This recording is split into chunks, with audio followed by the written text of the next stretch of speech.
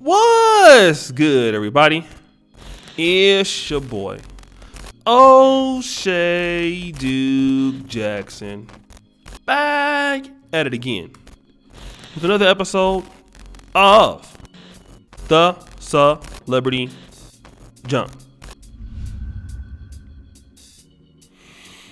Guys, today I want to talk about something a little sad here. And the sad thing is about this young man by the name of Lil Rodney. Now, Lil Rodney is a 12-year-old gangster rapper from Fort Worth, Texas. And yes, that's correct when I'm saying that his name is Lil Rodney. He is a 12-year-old gangster rapper. Now, for me, I'm from California, where this whole element of gangster rap is from. I have a problem with gangster rappers who are 30, who are 25. But now you're talking about somebody who is just 12.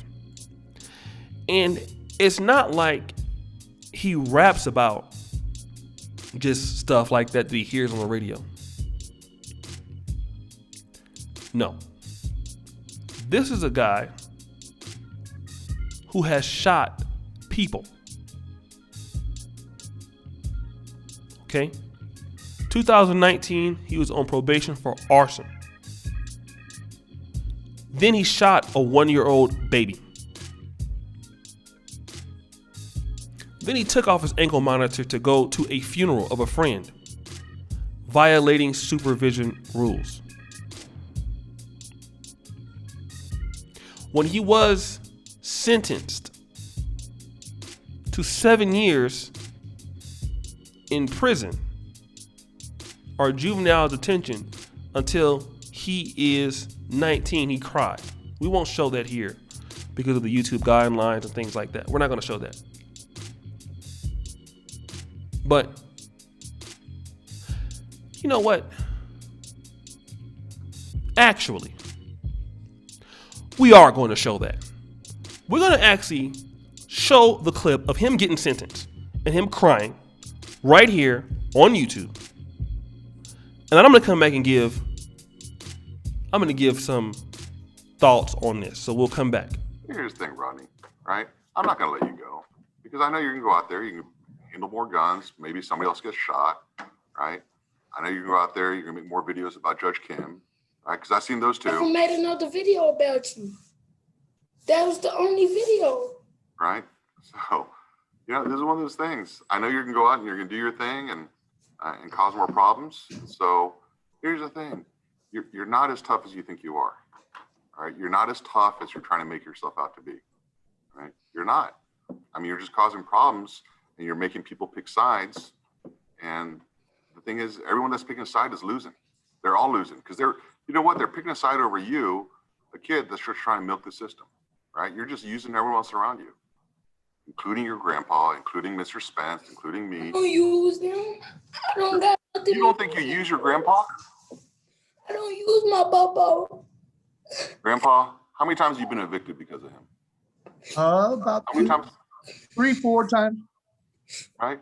I'm not using you. I love you, son. I love you. You don't listen to him. You don't follow his rules, right?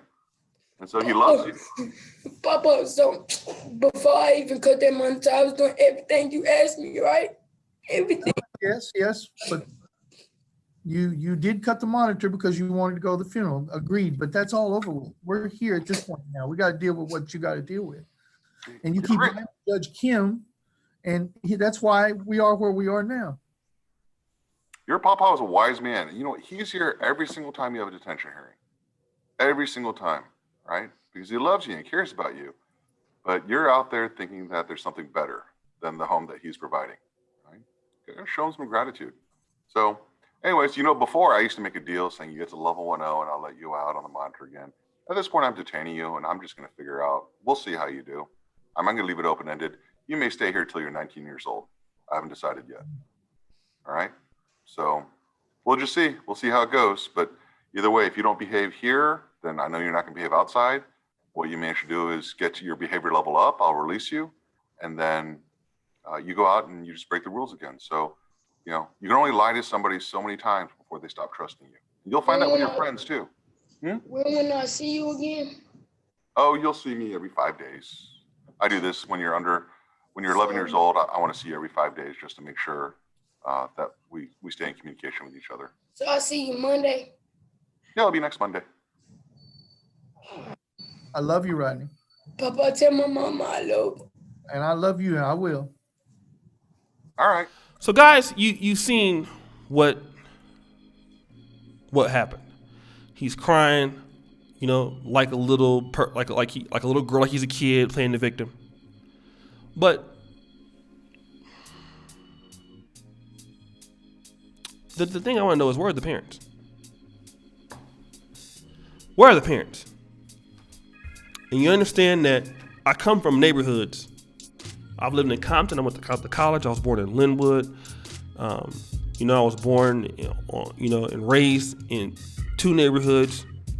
The Grape Street White Crips. I was raised in Santana Block.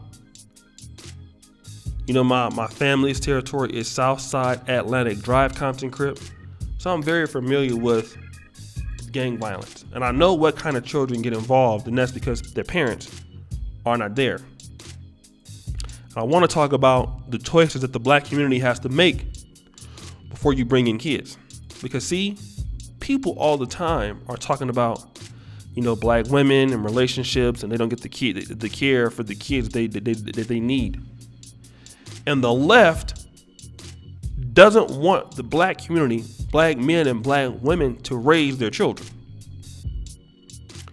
They want people to be able to produce the kids that they want, because see, somebody has to serve the system. Somebody needs to get penalized in the system. And see, if you have children that you cannot take care of, the justice system doesn't care about it. And then when you have a young man that ends up like this, and then people want to blame him, where are the parents?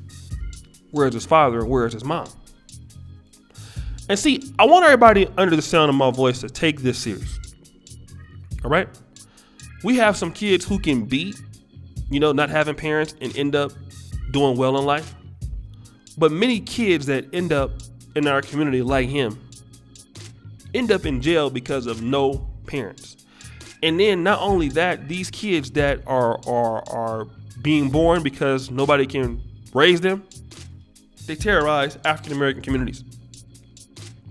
They make it unsafe for other children. They influence other kids. A lot of times those kids even come from middle class backgrounds. You'd be surprised how bad apples can come out and then, spoil good kids into gang violence. And see, the thing about this is that we need to educate our community that you cannot have children that you can't take care of. Our kids need the opportunities to get into the businesses. Kids need the opportunity to be able to get into the businesses, to get into schools, to get into trades, to be able to effectively change the black community, especially as young black boys and black men. Who's to say that this young man, that if he wasn't on the right track with a family that cared about him, had the resources, he wouldn't be somebody totally different. He could be on his way to medical school. He could be able to start a medical school. He might be the person that's the entrepreneur, but because the parents don't care about him, this is where he's at. And when he's 19 coming out, what do you expect him to be? He's gonna probably end up going back. And I blame the parents. You see? And the thing about it is, when kids do stupid stuff, the mama and daddy get off. See, we can praise them when things go bad, especially the mothers, but when the kids don't do good, then all of a sudden we don't want to praise them no more. No. Where are the parents? Where are the parents, and where are the resources the black community should have to support children? Where are the churches at? You see all of these things that we talk about that are being affected in the black communities. When we have something like this, no, somebody has to be called out for it. Because our people cannot continue to grow when you have Lil Rodneys around. So guys, what do you think about this? It's your boy, O'Shea Duke Jackson. Back at it again. Another episode of The Celebrity Junk. I really appreciate you for all that you do. Subscribe, hit the bell, go to the first comment pinned to the top. Check out all my stuff there. And as you know, brothers and sisters, the buffoonery remains at an all-time high. Don't forget the Black Men Are Perfect t-shirts. We are out.